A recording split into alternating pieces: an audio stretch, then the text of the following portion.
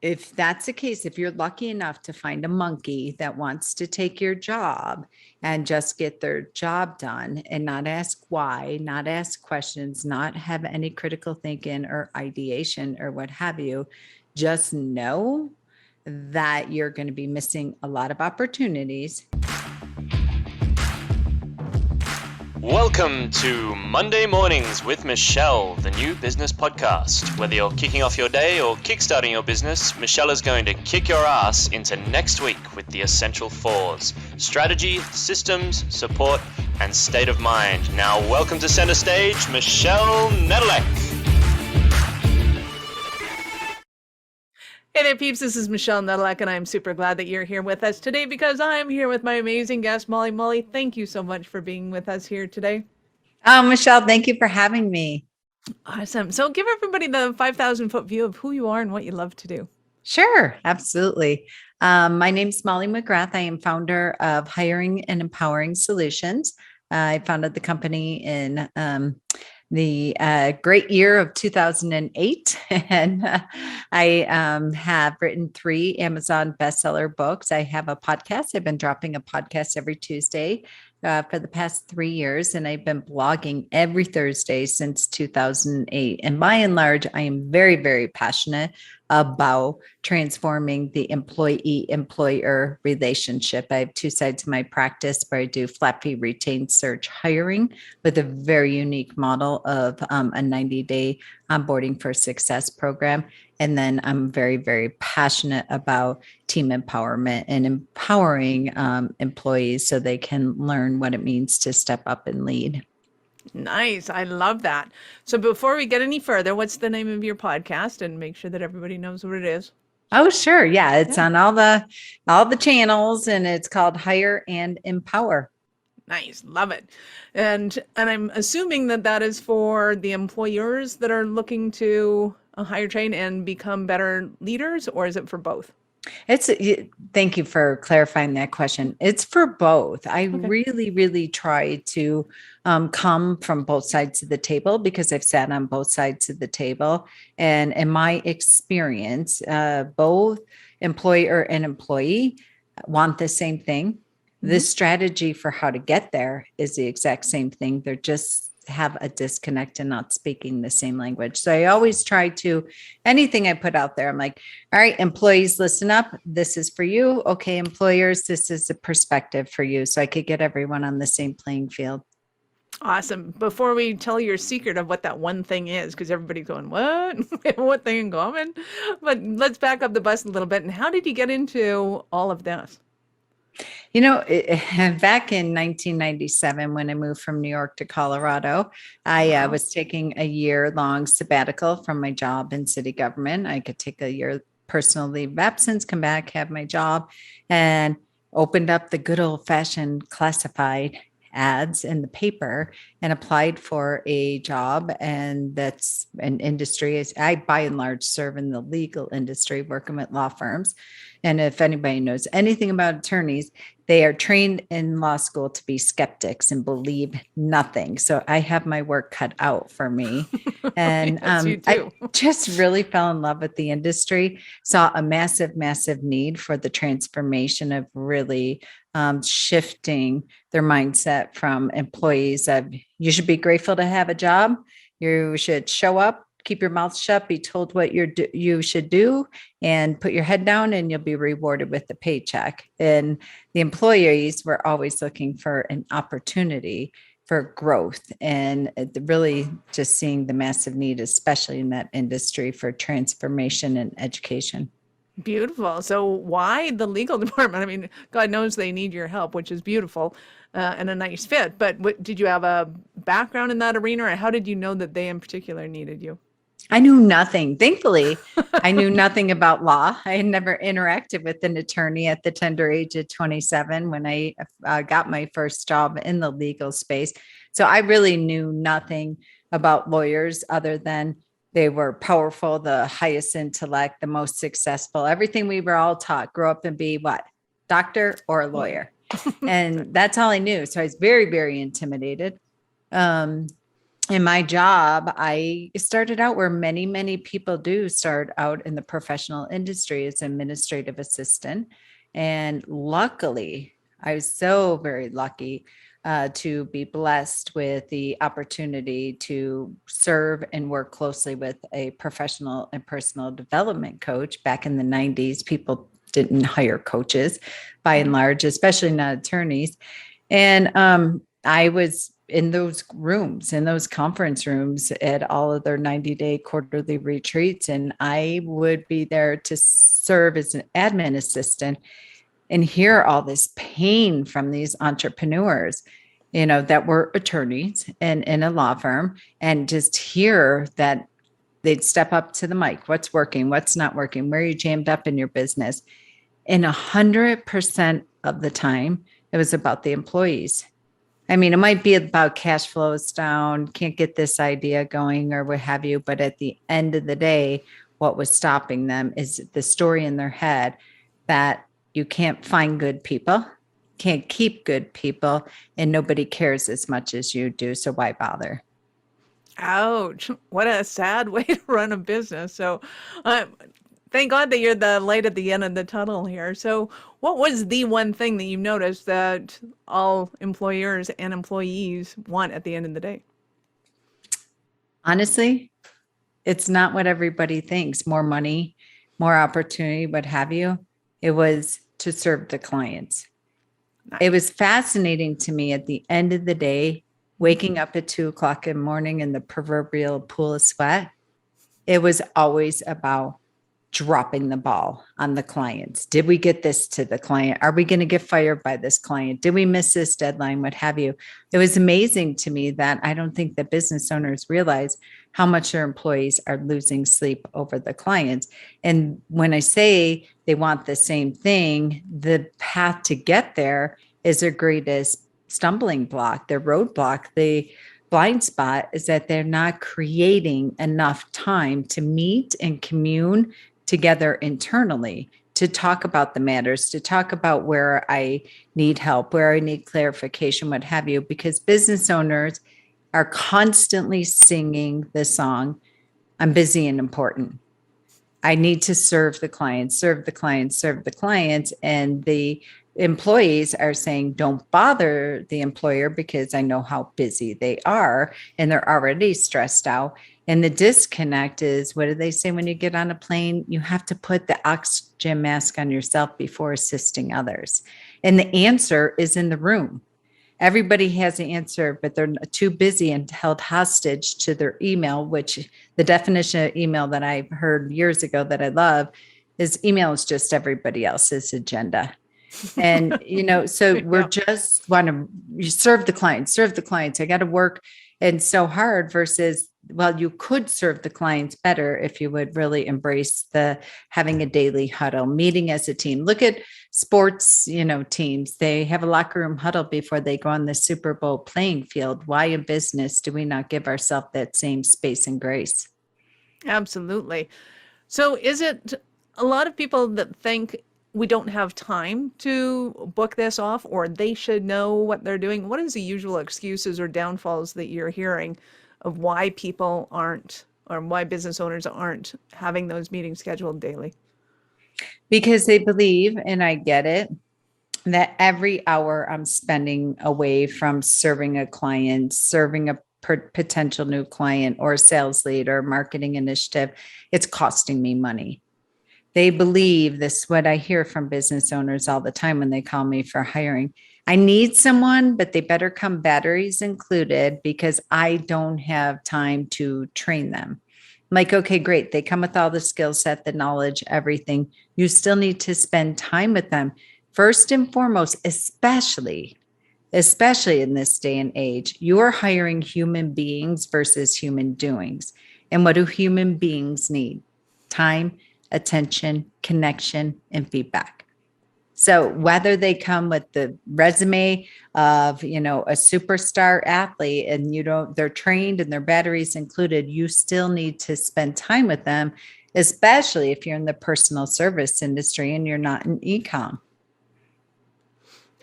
You're preaching to the choir. I'm loving everything that you're saying, because I think it is immensely important that people get that information.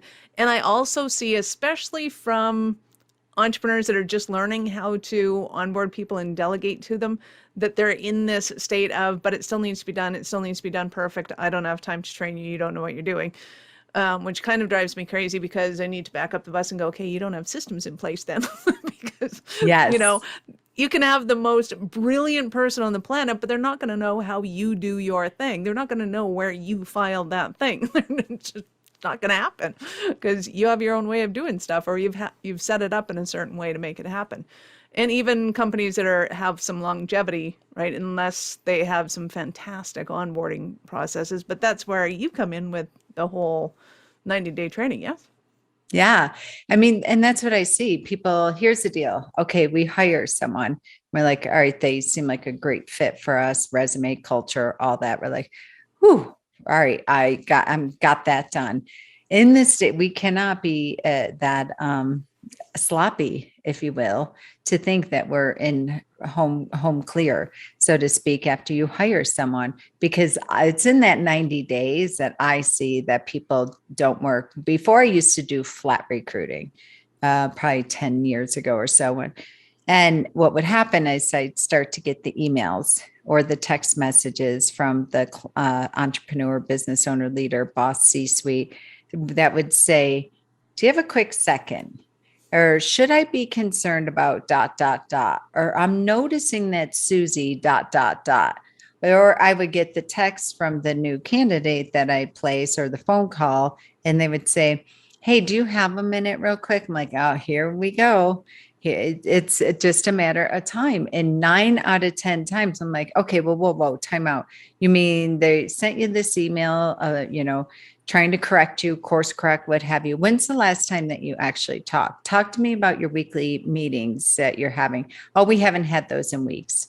Talk to me about your case. We got so busy. We got so busy, and finish the sentence. It's always that we ditched this meeting. We stopped doing this. Anytime a business calls me, cash flows down, clients are upset, we're dropping the ball, we got too busy, we can't keep up with the workload, I'm exhausted, I'm working 90 hours a day or whatever it is.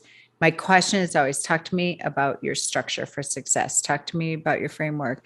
Are you doing your weekly meetings? No, we're too busy for that. Are you doing it? It again comes back to putting that oxygen mask on yourself. You got to be able to plan your work and work your plan. And you have to give people that are there to support you the time, intention, and feedback. And usually people get hired, in my experience, when you do not have a well-crafted, intentional 90-day plan. They get hired. Think of anyone who's listening to us, think about the last person you hired, or if you're somebody who got hired for by a client or independent contractor or W-2 employee. You get the job description, and then you're hired, and then lo and behold, you get everything in the kitchen sink dump on your desk. And very rarely does it anchor back to the job description. But the reason that people get fired or people leave is because of the lack of the performance in the job description. And I don't think people are very intentional about the job description to say, what is a key performance indicator for every single one of these lines, and which one of them have to occur in 30 days, and chunk it out in 30 days and 30 days only. I always give people this question.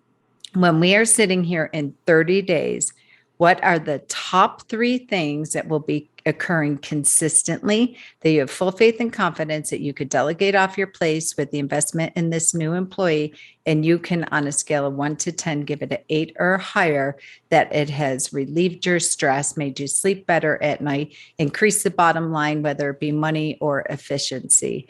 And I make them be very clear, concise, well communicated. And my question is that for every one of them, how would we measure that? My stress goes down. Well, how do we measure that? What does that look like in actual tangibles and data and numbers, and whether it be hours or file work life cycle of the file or what have you? Nice. Love that. So when you're looking at somebody and hiring them, Are you looking more for skill and aptitude? Are you looking for personality and culture fit? What are some of the key blocks, I guess, that you have that you go, oh, this has to be part of the fit. Otherwise, it's not going to fit later on. Yeah, most people, most recruiters, employers, hiring managers, HR get seduced by the resume.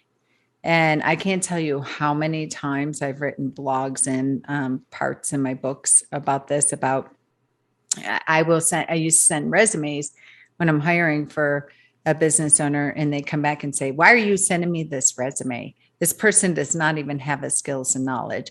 Now I won't even share resumes. I say, get in a Zoom room with me. I'm going to present the candidate. And attorneys that I work with by and large get so furious about that because they want to see the resume. You can always train knowledge. You can always train skill set, especially in this day and age of digital and online education. You cannot teach emotional intelligence, mindset, attitude. You cannot retrain people's traumas that they have unless you have a full-time psychologist on your staff, which I would not highly recommend. That's not a good use of your money, or time. or time. It's the human stuff that break down the relationship between the employer and employer. And so often people will hire based on the resumes and not ask people about their mindset, their perspective, how they handle, the tough conversations. And really, I interview from a place of give me a fact pattern, give me a scenario of how you handle this. And as much as possible, I will walk the person through their day-to-day life, the good, the bad, the ugly, and have them show me how they take that problem and turn it into a proposed solution. I would say pretty dang close to 90% of the time, my clients will hire the person that if I would have sent them the resume, they would have been like, no way, Jose. It is the human that comes, and you're just really seeing like their critical thinking and how they approach things, because it's up to us as business owners, from my perspective, to provide the training and the knowledge and the skill set. If not, then we hire out and send it somewhere. And there's no shortage of that in any area of business in this day and age. So would you say that it's normal for a business owner to go, well, we don't really have a culture, we just get things done? Or I just want you to be able to think for yourself. Just yes. Really kind of, how do you get that type of individual to wrap their head around the idea that maybe there's some more going on here than just get the job done? Yes. Yeah. And right now, my favorite thing is when as a recruiter, because it's a tough market, we all know that, my number one lead-in message is titled, are you happy? Are you being treated well? And are you being paid what you're worth? If not, let's have a chat. I love when people reply to me and they're like, no, I love where I work. Thank you anyways. I'll go and research that business to see where they're at. And just right from the website or from their social platforms, I could tell they have culture. I think everybody believes they have culture, but I do hear often, I just need someone to get their job done. And I will tell them, well, if that's the case, if you're lucky enough to find a monkey that wants to take your job and just get their job done and not ask why, not ask questions, not have any critical thinking or ideation or what have you, just know that you're going to be missing a lot of opportunities within your business, especially if you don't have existing systems or process. And then number two, just know that you're going to have a flop house and a revolving door, and just be really clear about that's the business that you have. And I do have some clients that'll come to me and I'll say, okay, great. This is what the job ad's going to say when I post your job, that, we don't value our employees. If you are interested in just collecting a paycheck and staring at the clock and coming in and clocking in from 9 to 5 and doing what you're told, this is a perfect job for you. How much does that terrify you? Who might answer that out? There are people that would I'm answer sure that there ad. are There a really lot. are, but here's the problem. I wouldn't want them working for me though. I know, but some people are really Each their clear own. that's what they want. Yep. Okay. So if that's the case, then you can't be upset when they don't know how to enter information into a database. You can't be upset when they let people just cancel their meetings and you lose a sale. You can't be upset when they forget to follow up with something because it's 5 o'clock and I was told that I'm just supposed to come here and watch the clock and clock in and clock out and do what I'm told. So I'm not going to ask, is it okay if I stay till 5:05 to return this phone call that could potentially be a $15,000 client? So you have to get really clear on and it's okay if that's a culture that you want and that you're going to paint, but just make certain that your expectations match what you're paying and hiring people for. Love that. So give us an example of a Cinderella story of a client that you worked with. Hmm. Oh gosh, that's a tough one of where I can take of somebody coming in and taking them from rags to Or just beautiful. being a mess to beautiful, or, didn't have a clue what they were doing, to, oh my God, you're fabulous. We're doing everything with you from now on because that was the best. Or, just one of the ones that was really fun and entertaining. Yes. My favorite stories are to paint that fairy tale picture, if you will. It's 100% dependent on the leader, the trainer, the entrepreneur, and on how coachable they are. So my favorite story is when I can have a candidate that'll come in. Maybe they're hired as client service coordinator, receptionist, or what have you. This might be the very first employee, and those are usually my favorite. It's nervous. You're losing sleep over what I'm going to pay this person. How much? $40,000 a year. And I always tell people, don't look at the annual, look at the monthly. Okay, how much is it going to cost you monthly? What's your average fee? How are you going to back into that? And how are you going to hold yourself accountable for being freed up to be able to go generate or close that additional revenue? My goal is always that the person can carry their annual salary within 90 days and to the penny, and I can prove it. So my favorite is when I can get proof of concept, but say, okay, great. Here are the top 3 things that I would be delighted if they accomplished in 30 days. They have very clear, concise KPI attached to them. And my favorite thing is when I get on that call 30 days later and the entrepreneur be like, oh yeah, we crushed those 3 things. And they actually, now that they have proof of concept, and I think that's where it boils down to, because it's a 2-way street. It's not just the load's not on the entrepreneur, because employees come with so much trauma and so much, rightfully so. We've all been trained. You're getting employed by someone who owns a business. So obviously they know what they're doing.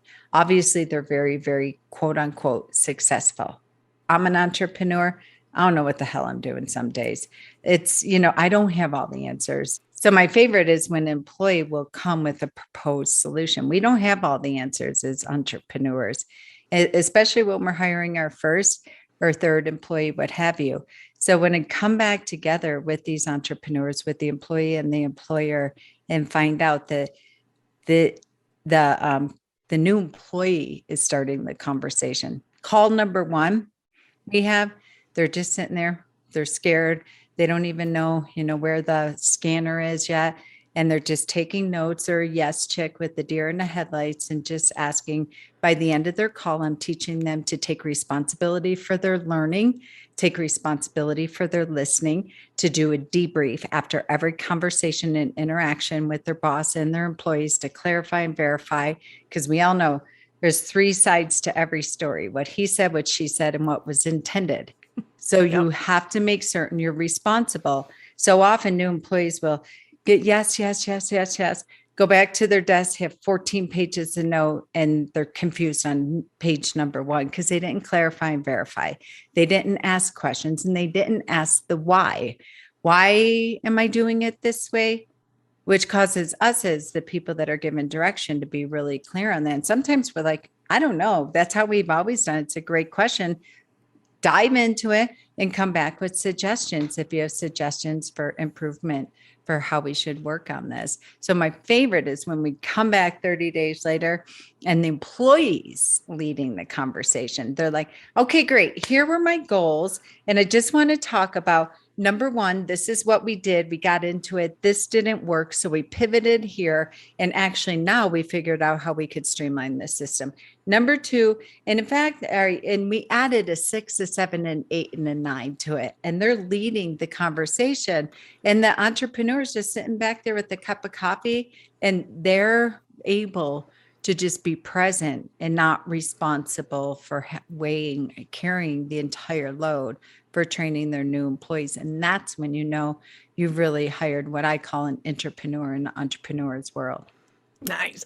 I can only imagine how much both the employees and employers love working with you, because when I was an employee in the whole placement agency thing, it was, hey, there's this company. Do you want the job? And it's like, what do they pay? Okay, great. Right. Okay. Why not? Right. And to have, like, this seems like a ton of added value. It also seems like a ton of work on your part. It is. We have it systematized too. My recruiters are phenomenal. So in this day and age, I only do the 90-day onboarding. But it is like, it's so refreshing to have, when we do interviews, to hear the questions that employees are answering right now, because they don't want a job hop. And that started back in 2008 when all the great layoffs were happening, 2009. And people really do not want a job hop. They want to find a place that's their home. And what the definition of home, definition of culture, which I think that word gets thrown around so often, and everybody believes that we go to happy hour once a month and that's a definition of culture. It's not. Oh.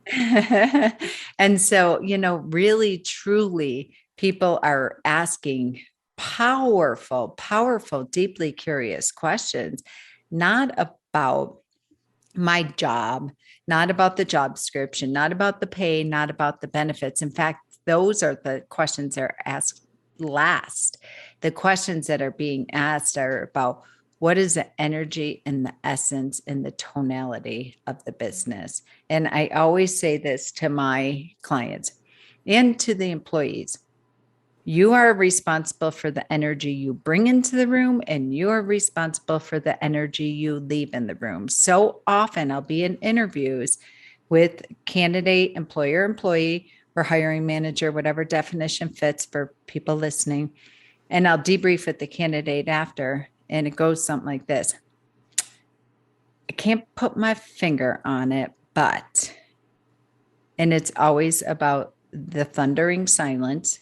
It is always about the toxic energy that people don't realize that they are bringing. That, to me, is the definition of culture. It's the way people feel when they come to the room and leave the room. Yep. I would agree. You all know when you see so-and-so coming into the meeting, or we have a meeting with so-and-so, you can feel it. People are either excited or dreading. And it very rarely has to do with the content or the subject matter or the agenda. Absolutely. So let's look at this from both angles. What is an entrepreneur or hiring personnel thinking or feeling at home? What kind of stumbling blocks are they having right now? Are they thinking, oh my God, Molly, we need you so badly? What's going on for the leadership that they're going through? Well, number one, they don't have time to connect with their employees, so they believe no news is good news. Or number two, they're really struggling with this whole employees don't want to work anymore. Nobody wants to come back into the office, what have you, hybrid, remote, what have you, which those problems were there. They're just in stereo right now that we're all having to be very organized and showing up for our communication. The biggest problem right now is retention. It's retention. None of us are safe. And I don't say that to breathe fear in the room. I actually put it as an invitation to really make certain that we are doing a well check with everybody on our team individually and collectively weekly. And honestly, that probably should have been happening all along from my perspective. But now we're just being forced to be very intentional because we keep hearing about the great resignation. We keep hearing, I mean, from my perspective, that if anyone subscribes to that, then you're being rather reckless with your job as a leader. Because our number one duty on our job description as a leader, as a C-suite, as an entrepreneur, is to coach and grow our employees up. Absolutely. Love that. And so talk to me just a little bit about that whole idea or notion, that paradigm of a business, as a leader, my job is to empower people to take over my position, as opposed to my job is to hire somebody to get them to do my stuff. Like there's a huge difference there. There is a huge stuff. There's a huge difference, but the cool thing is that if you do it right, again, intentions are well, but it's all on delivery. People will take a bullet for you. You can absolutely get them to do your stuff and then some if you really embrace this and not resent it, that your number one job is to be a coach and to be a mentor and to invest in people. And that's what I'll speak for myself. And when I hear all the time, we're like, oh, I don't have time for that. Like, really, can't I just hire adults and can I have adult conversations? But yes, and the goal is that you do hire coachable human beings, but you also still need to continually invest in that.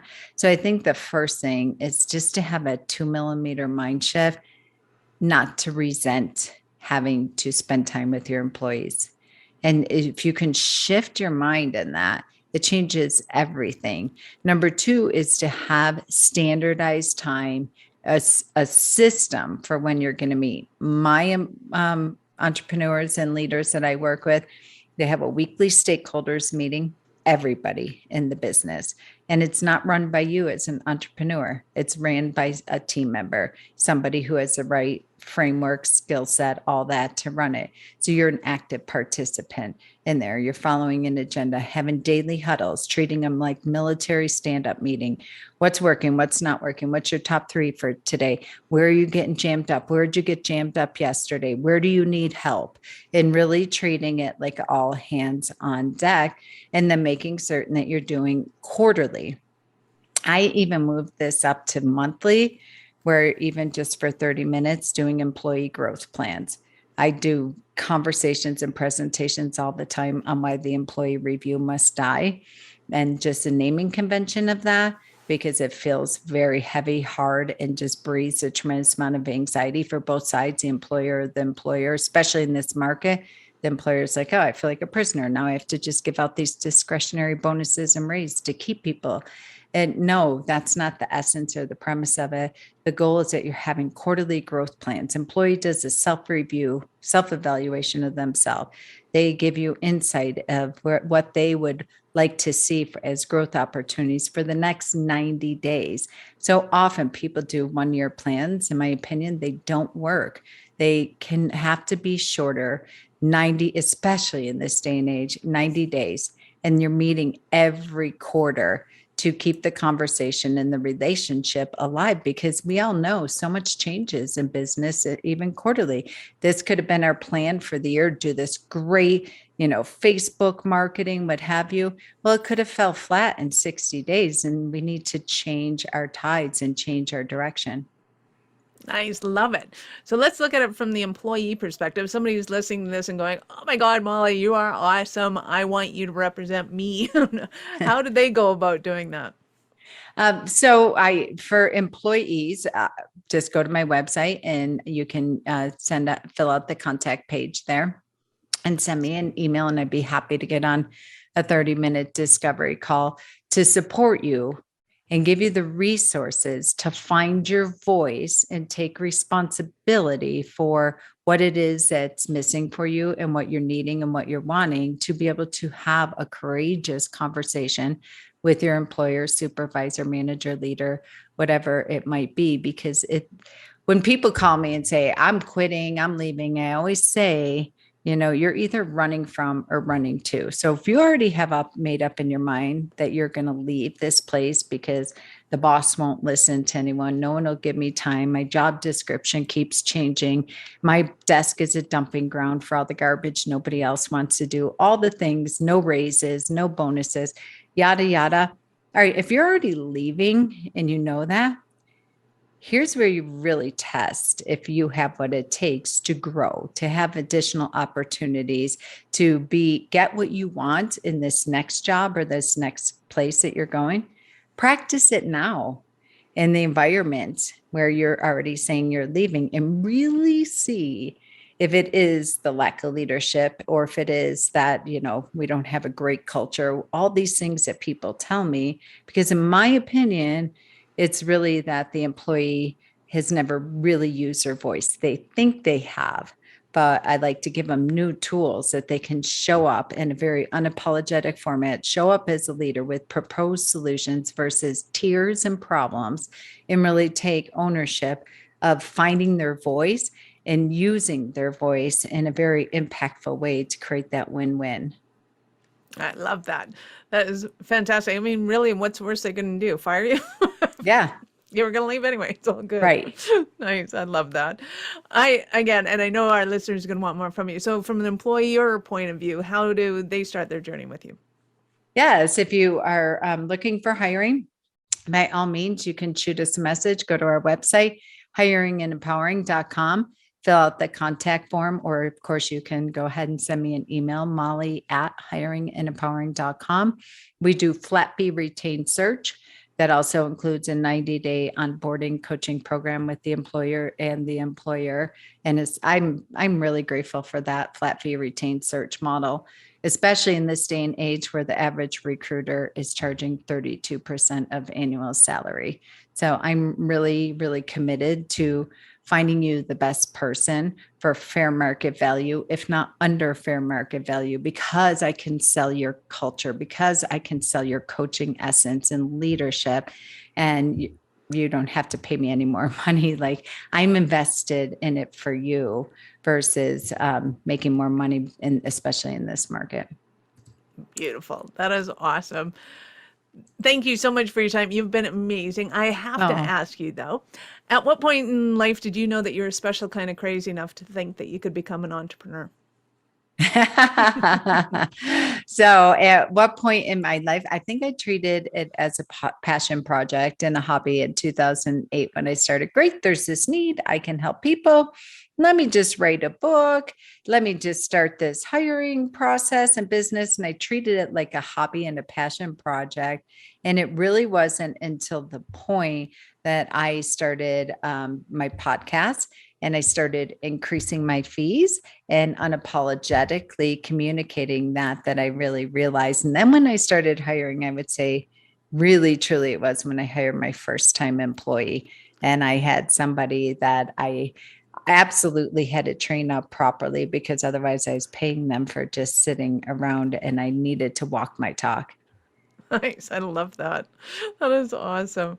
So again, you've been absolutely fantastic. Thank you so much for your time and being here today. Thank you for having me. What a great program. Awesome. Any last words for our peeps? What I would just say is my greatest piece of advice for anyone listening, employee, employer, leader, supervisor, what have you, is just really, as much as possible, that you can submerge yourself and treat your learning and your education around your mindset and creating a culture of coaching and coachability that will definitely carry you through the long haul, especially on the back end of all this great resignation. Inspirational words. Thank you. Peeps, this is Michelle Nedelec. Thank you for being here with us today. If you know anyone who would make a great guest for the show, if you have a topic or question you'd like me to discuss, reach out to me at michelle@awarenessstrategies.com or connect with me on LinkedIn or Facebook. We'd love to hear from you. Looking forward to seeing you next time. Thank you for listening to our show. I'm all about being a resource center for entrepreneurs to give them the information and the support that they need to make it in business. As such, the notes for this show can be found at our website at awarenessstrategies.com/blog. Be sure to subscribe, give us a rating, and like 5 stars personally. And share with your friends.